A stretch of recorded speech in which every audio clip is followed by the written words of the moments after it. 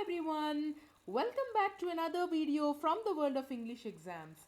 In this video, we are going to cover one more very important question type on the IELTS reading module, that is short answer questions.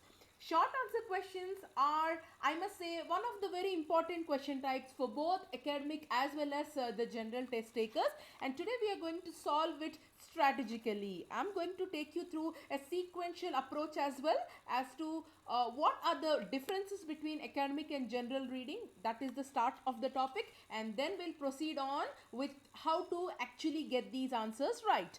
So with that note, let's move on to learning the differences between academic and general reading. Yes, as you can see on the screen, these are the basic differences between academic and general reading. First, the academic module.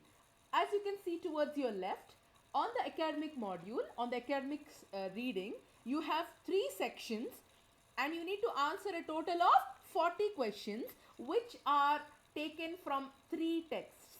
This point is very crucial, guys.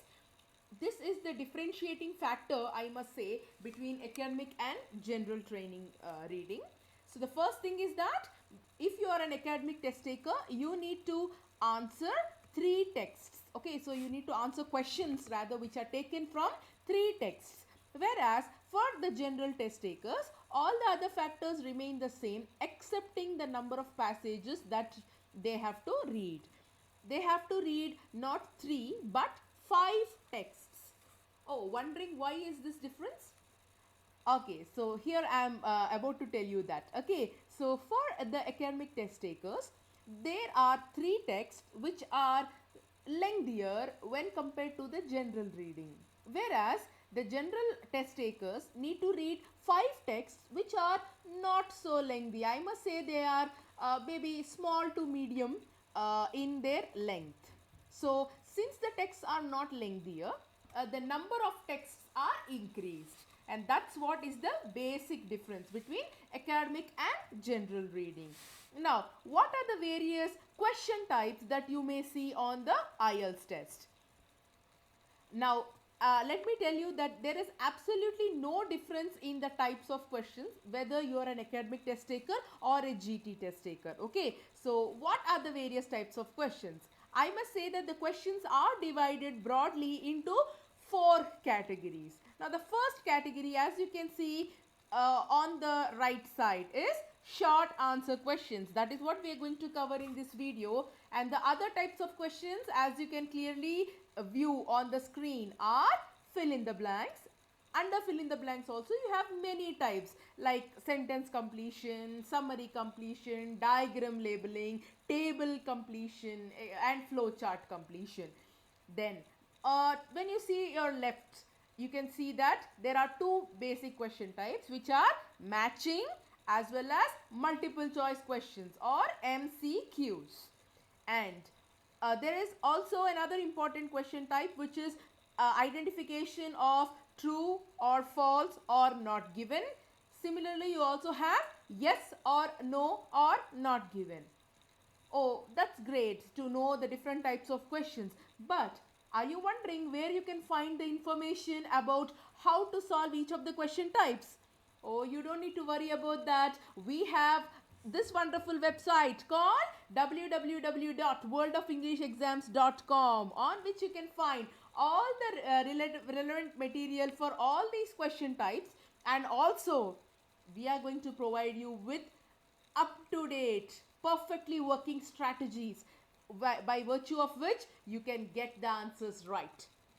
So do stay tuned to our YouTube channel World of English Exams for the latest updates, and please ring the bell icon beside the subscribe button to get the notifications immediately onto your screen. So now, without any further delay, let's get into understanding how to solve these short answer questions with a sequential, stepwise approach.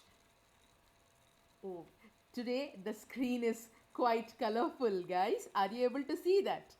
Okay, so this is a 3-step process which we need to follow in order to get these questions right. I must say that short answer questions are very easy, and getting the answers also is quite simple if you follow this strategy. So what is that?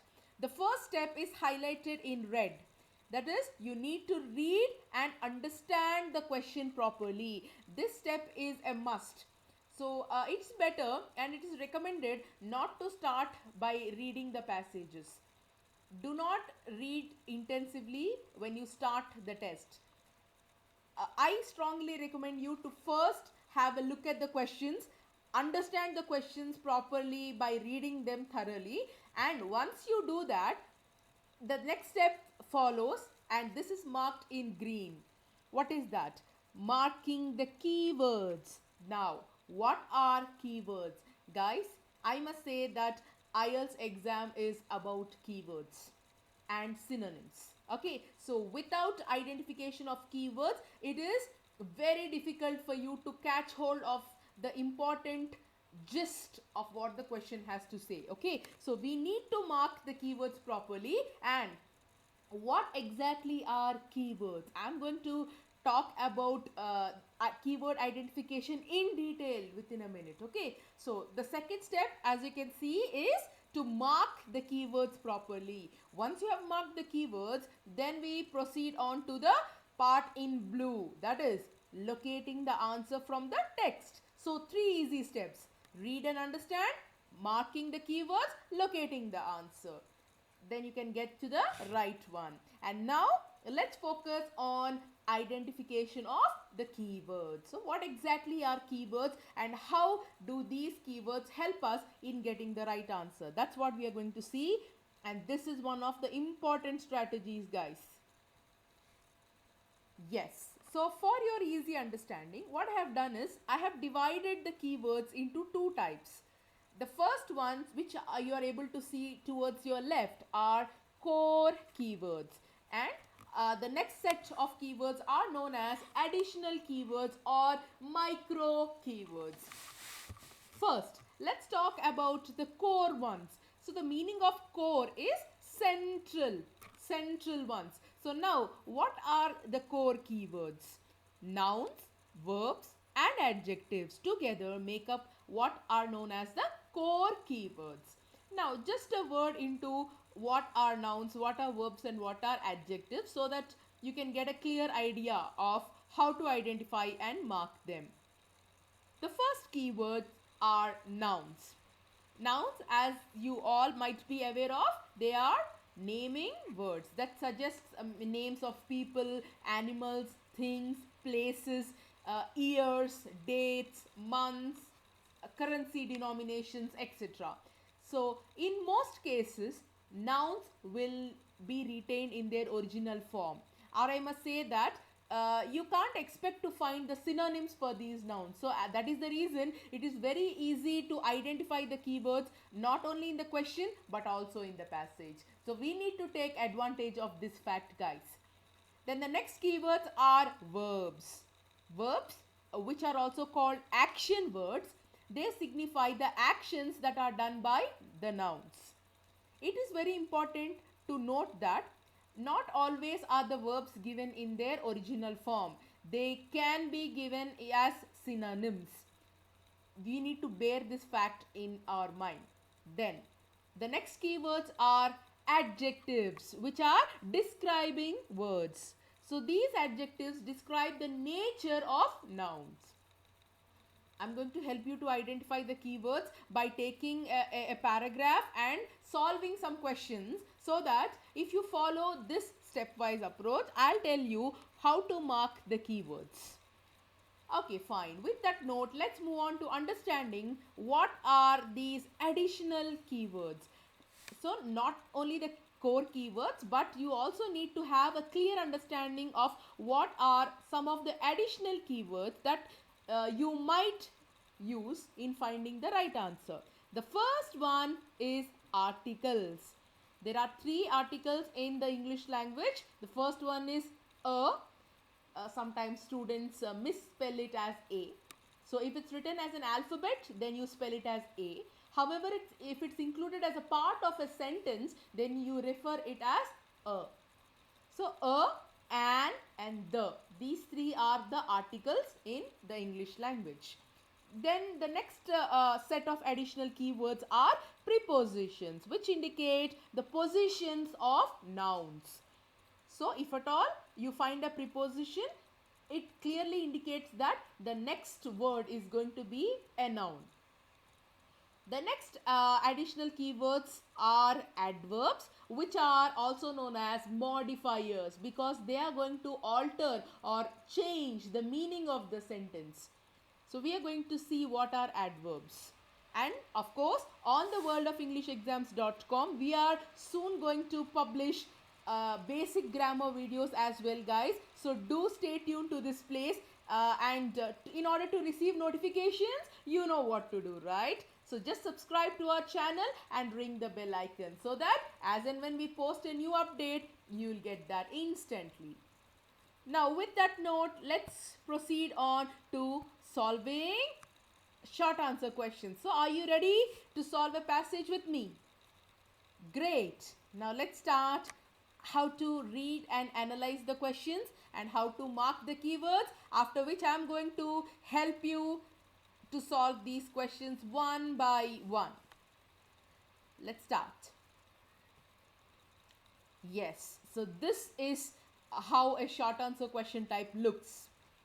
The heading will be something like this: answer the questions below. And of course, there is an arrow mark which is showing some important note. What is that, guys? You need to pay attention to the word limit. You need to focus on how many words you need to write. And clearly, as you can see, the instruction highlighted in blue. What is that saying? No more than 2 words and or a number, which means that the maximum number of words that you can write is 2. That means either you can write 1 word or a maximum of 2 words, along with which you also have the feasibility to write a number. Now this is where the hint lies.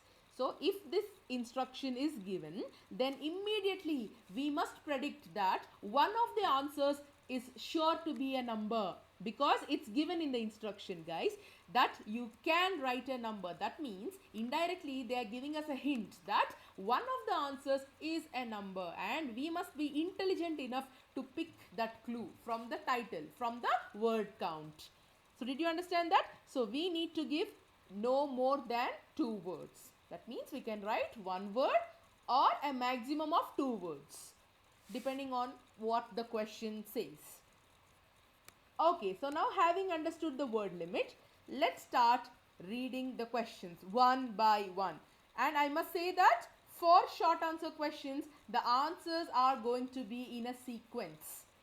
Also, one more important point is, if at all you find any hyphenated words, that is the words that are separated by hyphen, a small dash, then those words are considered to be 1 word and not 2 words, guys. So it's very important to understand 3 things. Firstly, the word limit.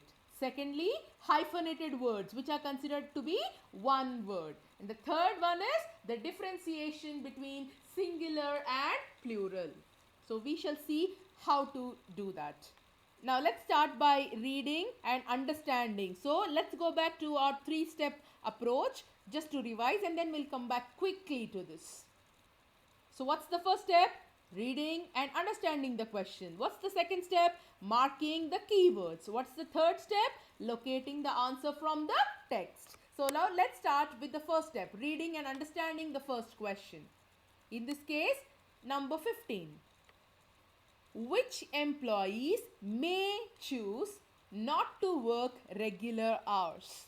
So here the question is asking about which employees, which means what is the cadre of employees, or what is the designation of those employees who may choose not to work regular hours, which means that they may work even after the regular hours, and they have an option. It's not mandatory, because here you can see the word may, which means yes, so they have a choice not to work during regular hours, or maybe work overtime. That's what the meaning is.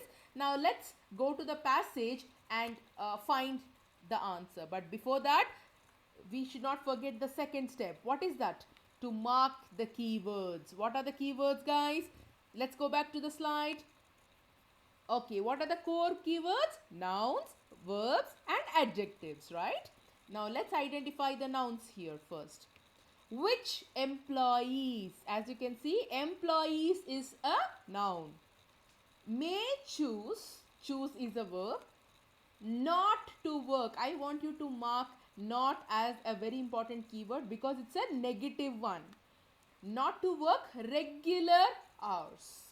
Okay, now let's see where exactly this information lies in the passage. And we are going to take the help of the core keywords, which are employees. Okay. So the title is North Sydney Council recognizes the importance of balancing the demands of your work with the demands of your personal life. So far we did not get any meaning for employees. Neither did we find any synonym for that. Let's go to the second paragraph. The standard working week for full-time employees is 35 hours. So as you can see here, we got the first keyword, which is employees.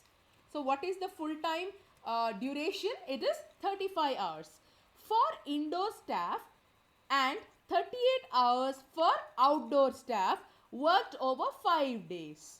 So it is 35 hours in the case of indoor staff and 38 hours in the case of outdoor staff. However, did we get any meaning for regular hours so far? No. Then let's continue reading. Indoor staff are able to access the benefit of flexi time. Flexi time. So what is the meaning of flexi time? They have flexible working hours. So a number of these occasionally work from home. So they also have the flexibility not only to work during their own convenient time, but they also get a chance to work from home. So who are those employees who is getting this opportunity, ma'am? Indoor staff. Indoor staff are able to doesn't mean that there is a compulsion. They can or they may avail the opportunity. So what's the answer?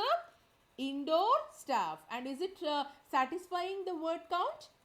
Yes, because we can write 2 words, right? So what's the answer that we write here? Indoor staff. Now, having understood that, let's proceed to the next question. How much time of each year, that means per annum, how much of a time off? What is the meaning of time off? Maybe they take a break or a vacation or something like that. Is an employee. How many employees? It is per employee per year. Able to take to look after a relative. So maybe I want to go to visit my relative, or maybe I want to take care of my sick grandmother or somebody like that. So as an employee, how much of a time can I take a vacation or a break from work? Here, what is the question asking us? How much of a time? So we need the duration. So and so number of days or so and so number of months. So here we do have an option of writing a number. So are you able to relate the answer to the given number of words? Okay, fine. So let's see how much of a time off can an employee take. And here the keyword is each year, employee, relative. Okay, let's continue from where we have stopped. A number of these occasionally work from home where appropriate, an example of an initiative that they can provide flexibility at certain stages of an employee's career. So far we did not get the word or a synonym for relative. Okay, now let's continue reading. Staff, which is the paraphrase for employees, are entitled to 3 weeks per annum. So what is the meaning of annum? Let's go back to the question. Here in the 16th question, you can clearly see each year. So each year is nothing but an annum. Per annum, sick or carer's leave. So sick leave or carer's leave. So what is the meaning of carer? The person who is taking care of it, or a relative in other sense. So what's the answer, ma? 3 weeks per annum is what is the leave that is entitled for an employee. So here we can write the answer in a numerical form, because as the instruction tells us, we can write a number. So you can write the answer as number 3 followed by weeks, or you may also write the spelling as THREE and weeks. You need to make sure that you are writing the plural form. You should not write the answer as 3 week. Then it will be considered as an error, because it is a plural form. It's not 1 week, right? So it is 3 weeks. So you need to give the answer in the plural form. That's the only restriction that we have. So have you understood how to mark the keywords? And by now, I hope that you are actually working with me. Yeah. So now let's continue with the 17th question. What kind of leave? What is the meaning of this? What kind of leave? So that means they want a specific name that is given to a leave. Okay. What kind of leave involves a choice, okay, between two alternative periods of time? Okay, so there are two alternative differing periods of time within which if I were an employee, I have a chance to take a leave. So what is that? What is the name given to that? Okay, so let's continue to read from where we have stopped earlier. In addition to the normal parental leave or maternity leave provisions, women who have completed 12 months of continuous service can access a total of 9 weeks of maternity leave that can be taken either as 9 weeks at full pay or 18 weeks at half pay. So I have two alternative choices. What are they?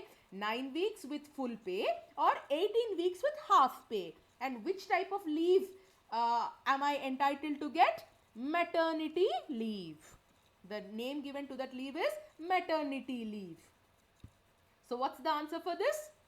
You can write the answer as only maternity, or you may also give the answer as maternity leave. Both are acceptable, guys. Next one. How long? Again, how long indicates the duration. So you may find a number. So you need to be ensuring that if at all there is a number, that number coincides with the question. Okay. How long must employees have worked? So guys, here what is the meaning of must? Must indicates a compulsion, an obligation, a mandate. So the employees must have worked for a certain duration without a break. Without a break, and again it's a negative one. So we need to identify that as the keyword. So employees must have worked without a break for certain period of time. What is that period of time is what we are looking for, before being entitled to additional holidays. So an employee must have worked for a certain duration before taking a gap for going on a vacation or for additional holidays. So what's that period? How much is the time? Okay, so let's continue to read from where we have stopped. The annual entitlement to paid holidays is 20 days. Okay, so what is the number of paid holidays per year? It is 20 days. But here, what are we looking for? We are looking for additional holidays. And till now, did we get any meaning of a break? No. So we should not confirm the answer as 20 days. We must continue reading. After 5 years of continuous service, so what's the meaning of continuous? Continuous indicates without a break. Okay, so after 5 years of continuous service, employees are entitled to 6.5 week long service leave. So if at all I work for a total period of 5 years continuously without taking a break, then I can get an additional holiday of maybe so and so duration, 6.5 weeks, which is known as long service leave. But what is the duration here? 5 years. As you can see, you can give it in the numerical form as 5, else you may also give the spelling as FIVE. Both are right. Okay, so that, but you need to give it as years. Okay, you should not give the answer as year. Again, it's a plural, right? So you need to know the differentiation. So the answer for the 18th one is 5 years. Next, let's proceed to the 19th question. What does the financial advice program? So words like these are nouns. So this is a name given to a program. What is that? Financial advice program. So what does this program advise staff about? What is this program actually about? What is it suggesting? What is it advising the staff or employees about? Come on, let's find the keyword. Our financial advice program. So we straight away got the keyword. Our financial advice program is conducted in partnership with Future Plus Financial Services. Okay, we provide the services of advisors specializing in pensions. So what is it talking about? Pension schemes. So it's talking about pensions. And all our employees are given the opportunity to meet them as a part of the induction process. So what is it suggesting the staff about? Yes, you have got it right. It's about the pensions. So we need to give the answer as pensions. One word. Now you might be wondering, ma'am, the instruction is given as 2 words and here we find the answer as 1 word. Is it fine? Yes, it is completely acceptable. So the instruction clearly says no more than 2 words. That means you can write a minimum of 1 word. Okay, so let's move on to the last question. By now I hope that you are well in the queue. Yeah, so you know how to identify this. Now let's proceed to the last question. What kind of professional people? Here, what kind of people? Professional people. That means I'm talking about a profession of some people who employees can see if they want to talk about their job in private. So let's say I have an issue with my profession and I want to talk to someone in person. That is known as private. I want to have a private chat with some person. Who is that person and what is the profession of that person whom I can talk privately as an employee? So now let's find that. The Employee Assistance Program or EAP is a counseling service provided at no charge to all employees and their families. Okay, so till now we did not get any meaning for private. Okay, then let's continue reading. The service is available by phone or face to face. Okay, the EAP provides registered psychologists. So here we got a profession. So what does the EAP or the Employee Assistance Program do? It provides registered psychologists for employees wishing to discuss work or non-work matters confidentially. What is the meaning of confidential? It's something which is related to talking in private. We don't want the third person to know about our work related matters or maybe personal or non-work related matters. So who are the right people to approach? Registered psychologists. So you may write the answer in 2 words as registered psychologist, or even if you give the answer as psychologist, which is the profession, both the answers are considered to be correct. So this is short answer questions, guys. I hope I have given you a clear idea of what short answer questions are and how to answer them. After learning this, I hope that your practice with this question type goes on smoothly, and let me reveal the answers and let's check whether we have got the right answers or not. Yes, as you can see, this passage is an extract from the general version of Cambridge 12, and as you can see, the answers which are highlighted in parenthesis or within brackets, they are optional. So you may write the first answer either as indoor or indoor staff or indoor employees. But you can't just write the answer as staff or employees. Okay, then you go wrong. You need to get the answer as indoor staff or indoor employees. Similarly, for the second question, I gave the answer as 3 weeks in the numerical form or as a word, 3 weeks. Okay, then the third one can be given only as maternity or as maternity leave. Both are fine. Then the fourth answer, as we can see, the alphabetical form is also fine and the numerical form is also fine as FIBE or just the number 5. Then the fifth one is pension or pensions. It can be written in the plural form as well. And the last one is registered psychologist or just psychologist. Both are fine. Yes, so we have got all the answers right. So if you understand the right strategy, that is a sequential 3-step approach. So you can see how easy it is to get hold of the right answers within no time. And we have also understood that these will follow a sequence. So now we'll end the lesson here, guys. And till the next time, do like this video. Give it a huge thumbs up if you like it and comment and let me know how you liked it. Then subscribe to our channel and don't forget to share this video because sharing is caring. So till I see you with the next video, stay tuned to our channel worldofenglishexams.com and happy preparation, guys.